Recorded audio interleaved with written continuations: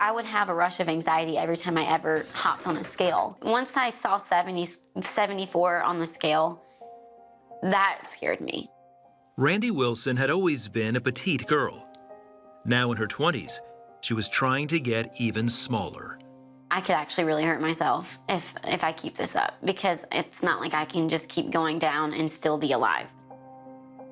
It all started in September 2012. Still grieving from the loss of her grandmother months earlier, she was back in college for her junior year. Alone, living on campus and juggling a challenging schedule, she became obsessed with being thin, not through purging, but exercising and dieting. It was like a drug. I started kind of keeping track of all the calories I was intaking and how many I was exerting at the gym. Initially, I don't think I knew that I had lost control. Then she started dating a guy who preferred slender women. Randi remembers one night on a date, he insinuated she was fat.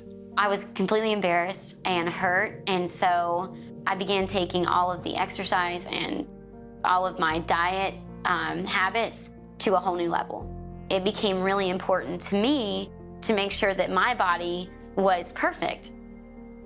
Within 1 month, overexercising and dieting had taken over her life. She broke up with her boyfriend and finished out the semester and moved back home.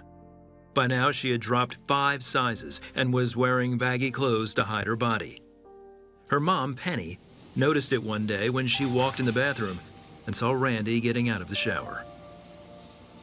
I saw every rib on the top part of her body. I was in shock. I was like, and I remember saying something like, "Randi, what are you doing? You look awful." At once, Penny took Randi to their doctor. Weighing in at barely 85 pounds, Randi was diagnosed with anorexia nervosa and prescribed an antipsychotic medication.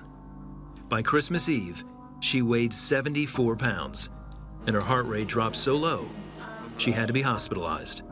Doctors told her mom she could die. It was sheer panic.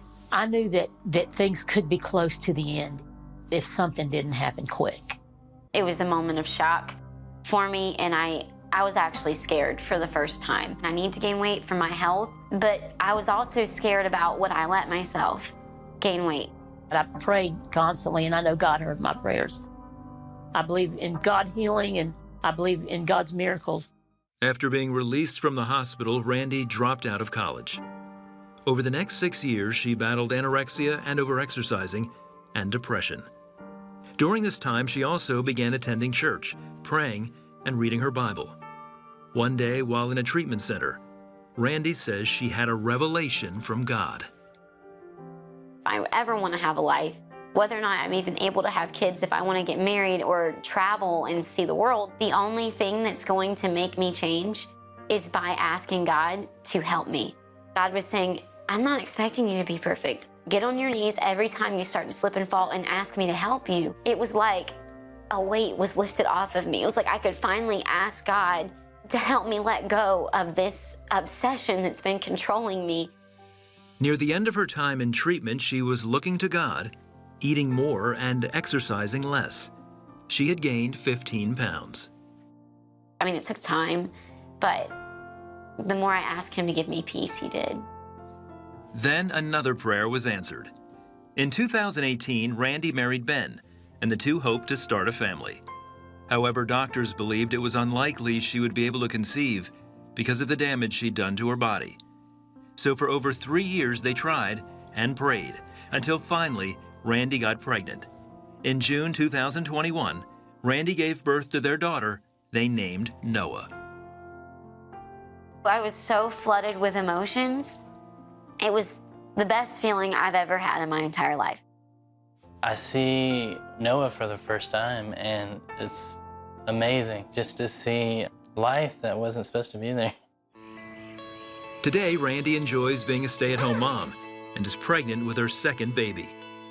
She uses her spare time at a nonprofit called Vocal Survivors Outreach that help people who struggle with mental health issues, including eating disorders. The value of my image comes from a sense of beauty that I get from God. I could not be more grateful for how He created me. I would encourage family members that are going through a similar situation to never give up, to continue to pray that God does miracles, and He still does them. Prayer is your greatest weapon, because when you open up your heart to prayer, that's when God can come in and give you the strength that you need to overcome.